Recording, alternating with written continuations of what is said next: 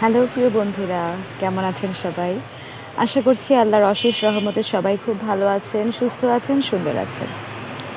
আজকে কথা বলবো আমার কালকের একটা ছোট্ট নোট নিয়ে, যে নোটে আমি লিখেছিলাম যে প্রত্যেকটা সম্পর্কের শেষ বিন্দুতে প্রতিশোধ লেখা থাকে।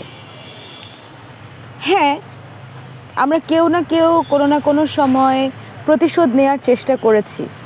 তবে কিছু মানুষ আছি আমরা যারা প্রতিশোধ না নিয়ে সেই মানুষটাকে তার মতো ছেড়ে দিয়ে নিজেদেরকে, যে আগুনটা ছিল আমাদের ভেতরে প্রতিশোধের আগুন, সেই আগুনটাকে পজিটিভ দিকে ডাইভার্ট করে নিয়ে গেছি। সেক্ষেত্রে দেখা গেছে যে মানসিক শান্তি অনেক গুণে বেড়ে যায়। তো কেউ যখন আপনার কোনো ক্ষতি করে বা কেউ যখন আপনার অনিষ্ট করে, চেষ্টা করবেন তার কোনো একটা উপকার করে দিতে।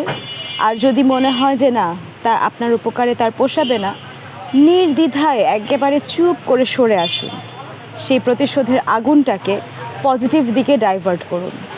দেখবেন আপনাদের জীবন বদলে যাবে এবং জীবনে এতটা পজিটিভিটি আসবে যে যে রাস্তাটা শুধু আপনার জন্যই তৈরি হয়েছে, সেই রাস্তার দেখা আপনি নিজে থেকেই পেয়ে যাবেন। কারো সাহায্যের প্রয়োজন নেই, শুধু একটু এফোর্ট এবং একটু সেলফ লাভ, এটুকুই আমাদের জীবনকে এগিয়ে নিয়ে যাওয়ার জন্য যথেষ্ট।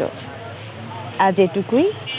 সবাই ভালো থাকুন, সুস্থ থাকুন, সুন্দর থাকুন এবং অন্যকেও ভালো থাকার, সুস্থ থাকার, সুন্দর থাকার সুযোগ করে দিন। আল্লাহ হাফেজ।